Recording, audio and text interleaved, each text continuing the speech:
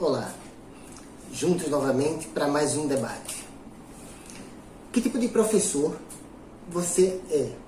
Como é que você se percebe? Vamos pensar um pouco sobre...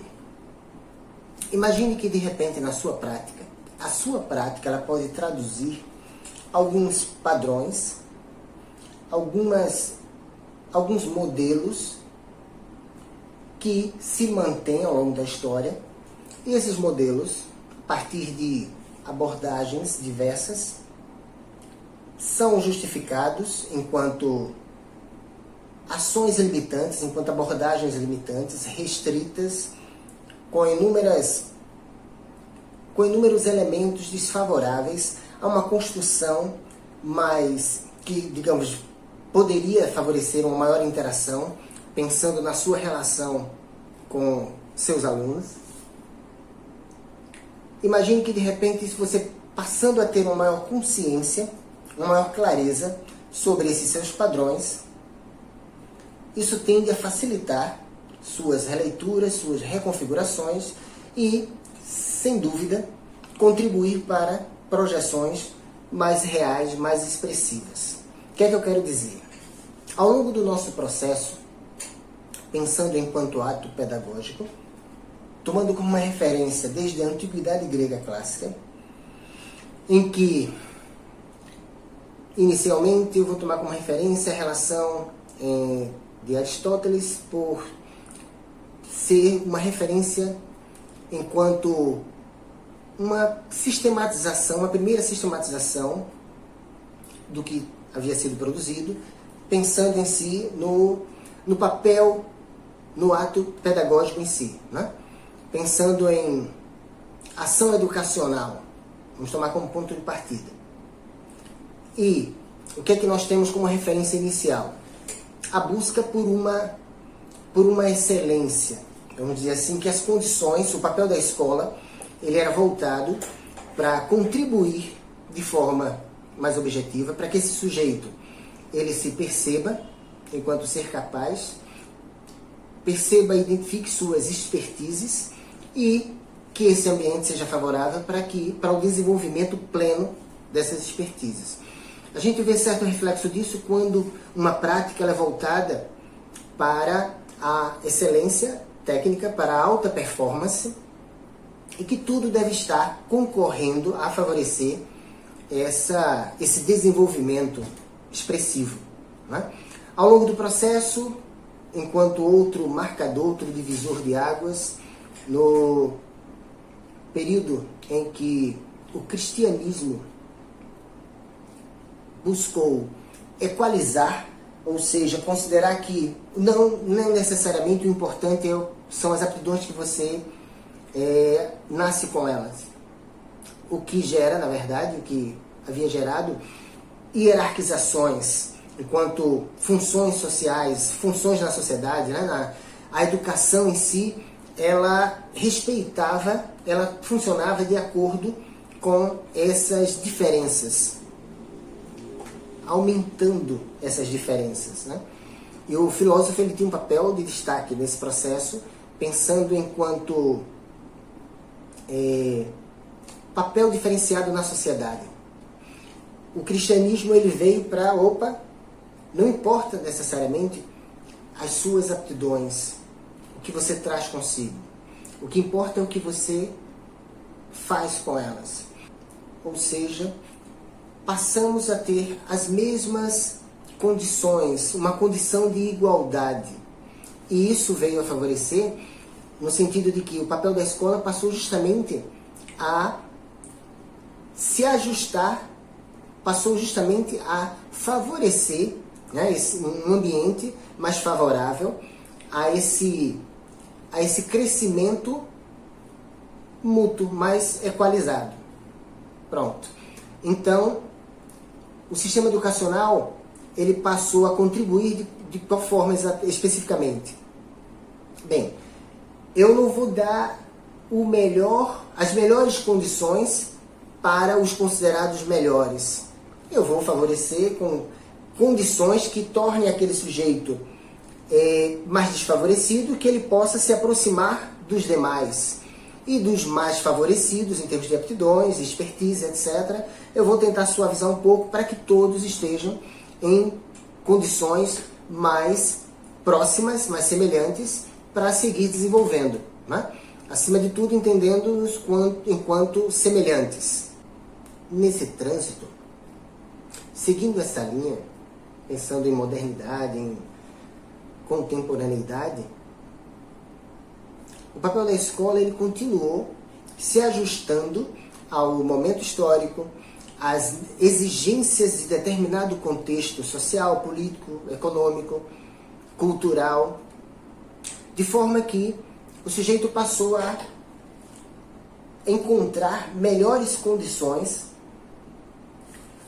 para o seu desenvolvimento pessoal, profissional, um leque muito mais amplo de contribuições, de produções à luz da ciência, especialmente à luz da ciência, melhores condições para que esse sujeito, para que o papel do professor, para que ele possa intervir de forma mais expressiva e em melhores condições, para que o sujeito comece a pensar mais por si só, para que ele conquiste certa autonomia e assuma as próprias responsabilidades sobre meu papel social, né?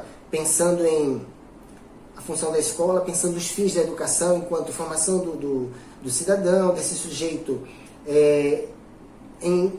com maior autonomia crítico-reflexiva para contribuir de forma mais efetiva, né? Em toda a sua organização geral. Nessa breve leitura, quais outros elementos podemos identificar? Será que na minha prática, pensando em práticas, vamos enfatizar agora práticas corporais, seja na dança de salão, nas artes marciais, e aí eu começo a ter melhores condições de me perceber. Será que nas minhas aulas eu estou enfatizando, por exemplo, que nós temos enquanto nosso veículo expressivo nas minhas ações, nessa minha intervenção, nessa minha mediação, né, nós temos a repetição. E aí, esse veículo, ele é utilizado de forma mais funcional, no sentido de que vamos repetir e assumindo o professor como modelo, para que você se aproxime ao máximo do perfil que eu estou impondo a você. Uma aula em que predominam repetições sucessivas, expressivas, de respostas a médio e longo prazo. Ela, sem dúvida, está desconsiderando inúmeras questões. Vamos entender que o ambiente aula, ele deve respeitar e favorecer alguns princípios. Então, sentido de comunidade, que esse sujeito ele se sinta parte desse grupo, recebido, né? Acolhido, de forma que hoje não estou muito afim da aula, mas eu vou porque, poxa, é muito bom estar lá, interagindo, crescendo juntos, né? Então esse é um dos elementos. Outra, mexer com emoção. Eu preciso tocar. Para ampliar essa discussão, Jim Kwik, em Sem Limites, por exemplo, ele identifica 3 pilares. Então, de um modo geral, é importante que o desejo desse sujeito ele seja nutrido, que ele desperte para as condições favoráveis para intensificar esse desejo. Motivação é fundamental, então é preciso que esse aluno se sinta motivado e existe método adequado. Então é importante que o meu ambiente aula ele esteja em sintonia com esse desejo do aluno, o que é que o aluno busca. Então eu preciso perceber mais o meu aluno. O ambiente aula, pensando em alunos heterogeneidade, às vezes fica difícil de lidar com objetivos, às vezes normalmente distintos, mas às vezes até divergentes. Então, como conciliar até a forma com a qual você se expressa, né, que chega um de uma forma diferente, de outro, etc. Então, esse ambiente aula, ele deve, além do sentido de comunidade, motivação, de estar em sintonia com as buscas, com o desejo e com as reais necessidades desse aluno, ele precisa ser desafiado. Um desafio que seja proporcional à sua condição de resposta, para também não afastá-lo. Aí onde vem novamente a forma como você apresenta determinado fenômeno pode aproximar ou afastar. E aí eu vou inserir o filósofo francês Luc Ferry como exemplo. Numa de suas palestras, uma jovem se pronunciou, né, teve a oportunidade de falar com ele e disse: eu sou encantado com seus trabalhos, com suas palestras, mas eu tentei ler um livro seu e não entendi muita coisa. Tive dificuldades, não entendi nada. E aí ele, foi quando ele se tocou e passou a refletir sobre, eu preciso falar de uma forma mais acessível, eu preciso alcançar um número mais expressivo de pessoas. Afinal, nessa intenção dele de apresentar a filosofia, a importância da filosofia, as reais contribuições da filosofia, né, para as nossas relações interpessoais e com o nosso meio, então ele reconfigurou a sua fala nas palestras seguintes. E daí surgiu o seu primeiro trabalho, que tornou-se um best-seller, o Aprendendo a Viver. E aí ele já começou seguindo, né, com outros trabalhos também nessa linha. Então, eu preciso de conhecimento, né, eu preciso de propriedade à luz da ciência, porque afinal o aluno precisa de resposta. Eu preciso de uma leitura, de uma leitura que me dê condições de sistematizar as minhas aulas. Então, pensando em práticas corporais, independente de dança, de artes marciais, o que eu quero que o meu aluno aprenda, considerando que o que ele quer aprender, né? Ele precisa de respostas. E esse processo ele precisa ser gradual, ele precisa respeitar um trânsito o repertório inicial, ele precisa de um repertório inicial para interagir, para se comunicar. Esse repertório, ele precisa ser ampliado de forma gradual, em função das condições desse aluno. E é importante, acima de tudo, sentido e significado. Que os problemas que fazem parte desse processo de aprendizagem, né, de determinado conteúdo, numa aula de dança, por exemplo, é importante que essas questões, elas passem a ser questões do próprio aluno. E que não se resuma, não predomine o meu sistema de aula, os meus objetivos, e o aluno, para considerar-se que está dançando bem, ele tem que estar atendendo a um roteiro pré-estabelecido da minha parte, professor. E, na verdade, as aulas com predomínio de repetições sucessivas e muito funcionais, eu não estou acertando isso, eu estou com dificuldade daquilo, faça desse jeito, etc.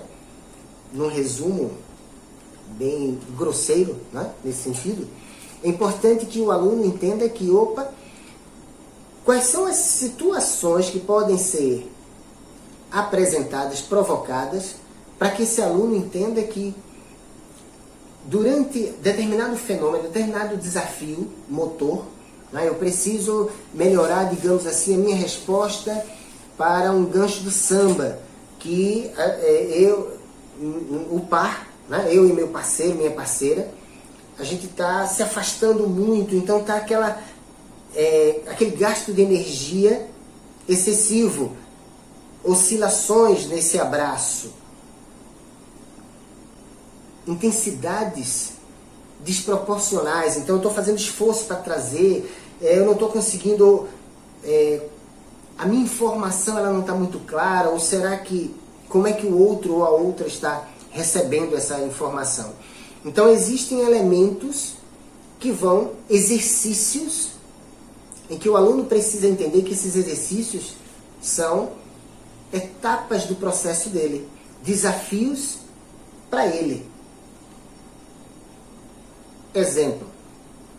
Então, nessa situação de gancho, vamos entender que trata-se no caso da dança de salão, trata-se de aprendizagem de um novo idioma. Então, para estreitar a função do diálogo não é aproximar, e método também não tem essa função, é um caminho para se chegar a determinado fim e que seja o melhor caminho. Ou seja, o método, a função do método, acima de tudo, é economizar energia. Então, qual a melhor forma de executar determinado gesto técnico, ou as populares figuras, né? Qual a melhor forma? E aí, como identificar isso? É importante que o aluno conquiste essa autonomia. O meu gancho, né? Essa saída momentânea de um dos corpos, da relação direta, em que ela ou ele saindo ao lado, a gente tem que retornar em seguida, e que essa saída e esse retorno, esse trânsito, seja o mais confortável para o abraço, o mais confortável possível. Então, quais são os exercícios, quais são os elementos que, deste contexto, desta figura, deste gesto técnico, esse par possa, digamos assim, fazer uma transposição. Então, todas as vezes em que houver um afastamento e um retorno logo em seguida, qual é o comportamento, o que vai definir o comportamento deste corpo que sai, ele sai em quais condições, qual o posicionamento dele durante a saída, qual o momento ideal de retorno. Por quê? Porque ora eu estou puxando, eu estou tirando, mas eu estou puxando numa energia de tal forma e às vezes posicionando numa situação, estou colocando numa posição desfavorável para esse retorno. Ou o afastamento dela, desse outro corpo, está sendo de forma que, por si só, ela não favorece um retorno. Eu tenho que estar puxando. Então, tem ações que é importante que o aluno ele aprenda a identificar. Porque todas as vezes em que houver esse trânsito de saída momentânea de um dos corpos da relação direta, ele possa perceber por si só, porque o objetivo da aprendizagem, a aprendizagem em si, já quer dizer autonomia, conquistar a autonomia. Então é importante que ele entenda como resolver aquilo e que possa fazer essa transposição para outras figuras, porque senão o que é que vai acontecer e que infelizmente predomina? Todas as vezes em que ele estiver cometendo esse erro, eu vou corrigir o desenho, ou seja, o diagrama, pise aqui, faça assim, etc. E o aluno não vai entender aquilo como uma situação, problema para o par resolver. E aí é onde vem a questão de favorecer o diálogo, de pontuar com problemas motores que favoreça o debate deste par e não necessariamente por uma determinação do professor. O diagrama é este, repita várias vezes, até errando a figura porque não está sabendo fazer direito, e isso é uma leitura muito limitante do processo. Porque quando se vai abordar um determinado gesto técnico num estilo, tem alguns pilares. Ele precisa ter uma ideia, enquanto música, qual é a configuração, qual é a melodia, né? O que determina aquele estilo. Por exemplo, samba, que é diferente de um bolero, né? Um ritmo binário para um quaternário. Ele precisa entender sobre mudanças de direção.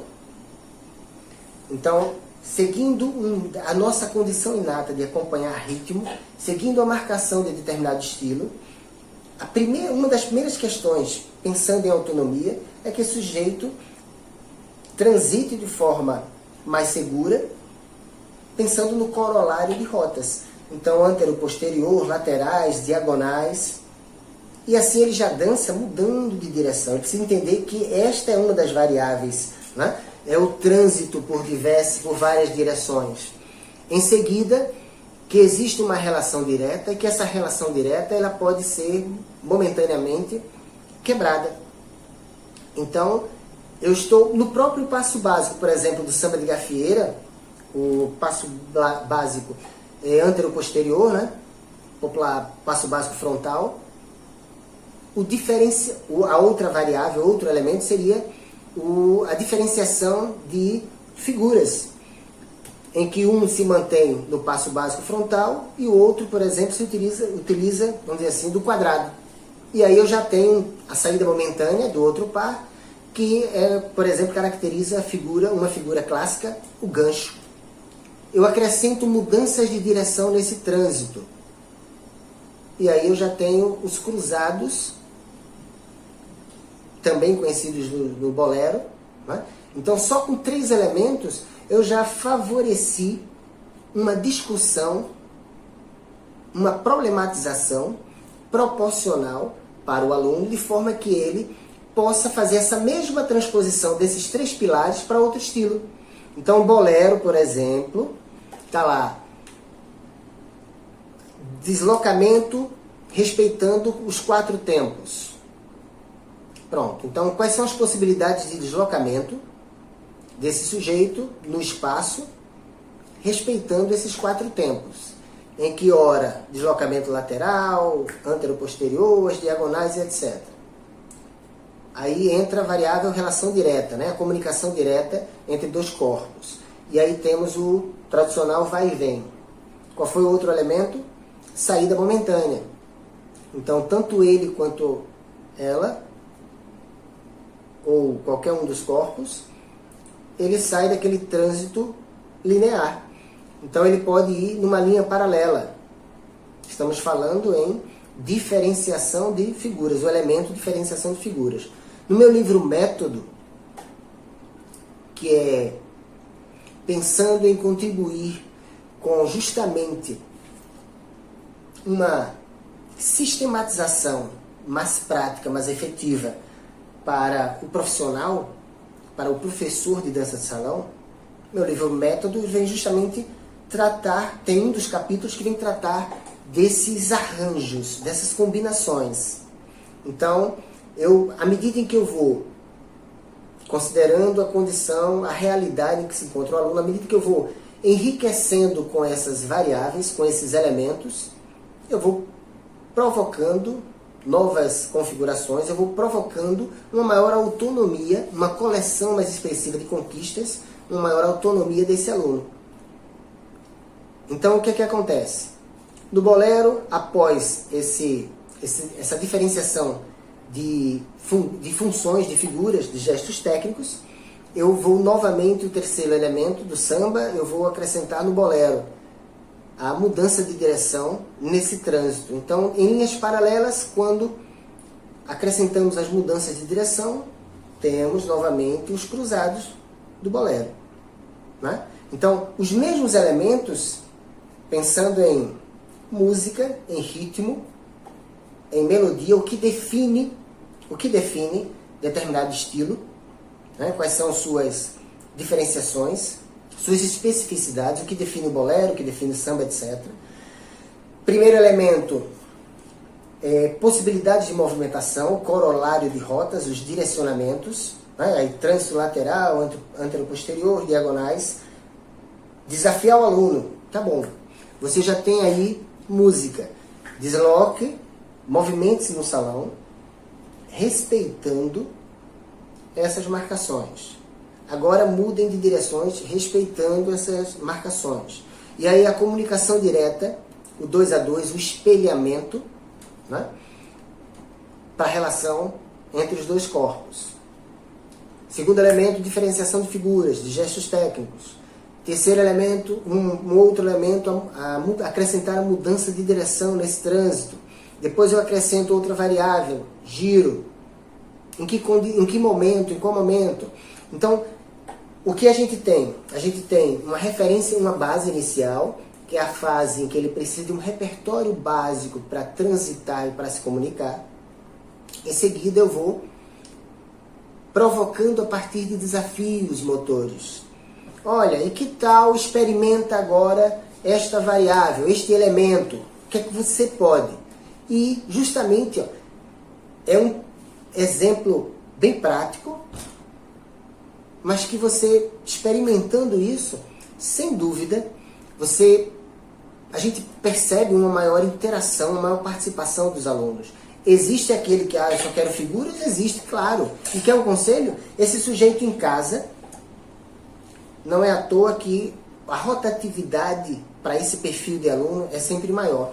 Ele em casa, vendo lá nos seus canais, lá YouTube, ele tem um leque muito amplo de possibilidades de figuras. Ele não precisa nem ir para aula para isso.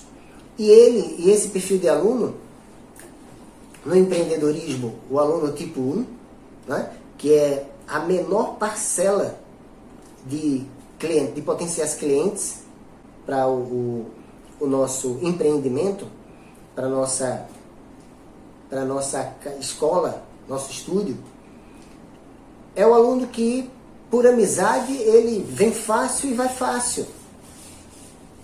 E ele ainda, por amizade, me chamaram para fazer aula tal local, vamos lá.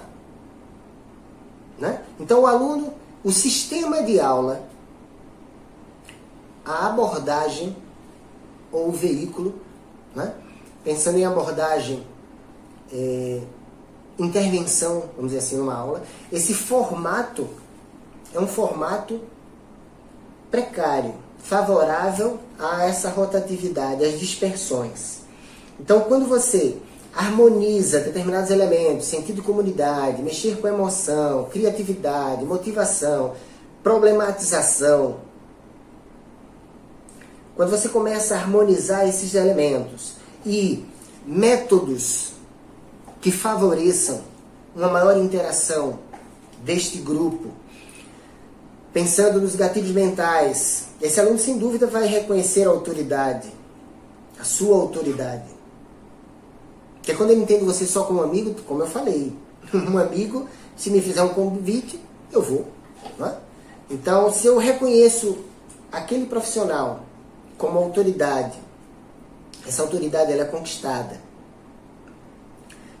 Autoridade enquanto professor, pensando em ambiente aula, em todos os trânsitos, em todos os elementos que caracterizam o ambiente aula, e não só um espaço de repetições sucessivas que desconsideram um sujeito criativo, sujeito pensante, um sujeito que precisa interagir mais para crescer, precisa de uma maior significação daquele conteúdo.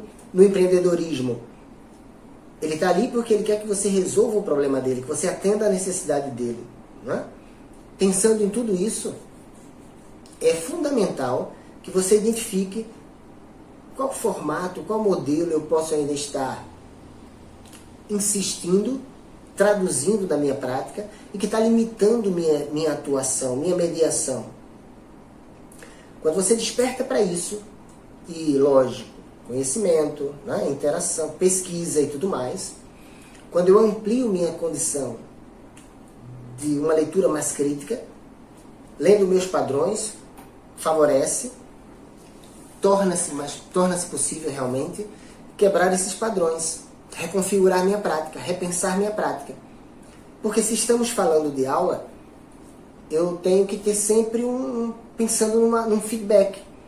Então, um determinado estímulo que eu aplico, eu preciso ler, eu preciso avaliar a repercussão, o efeito desse estímulo. Eu preciso ter claro, pensando em sistematização, meu plano de ação, o que eu quero que o meu aluno aprenda. Considerando que o que meu aluno, o que ele busca, né? Eu estou atendendo realmente os objetivos e necessidades desse aluno.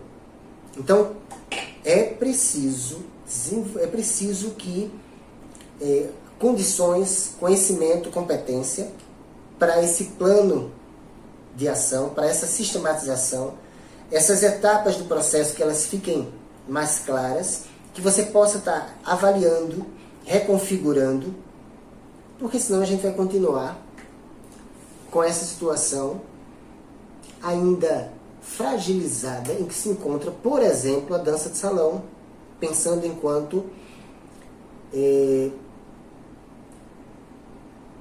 pensando nessa relação da dança de salão enquanto mercado de trabalho. Mercado de trabalho que permite, ainda passivo, e que permite ainda certas distorções que estão restringindo a projeção da nossa atividade. Então, novamente, que tipo de profissional, que tipo de professor você é. E aí, estou à disposição para ampliar essas questões. Basta me seguir. Então, muito obrigado. Um abraço.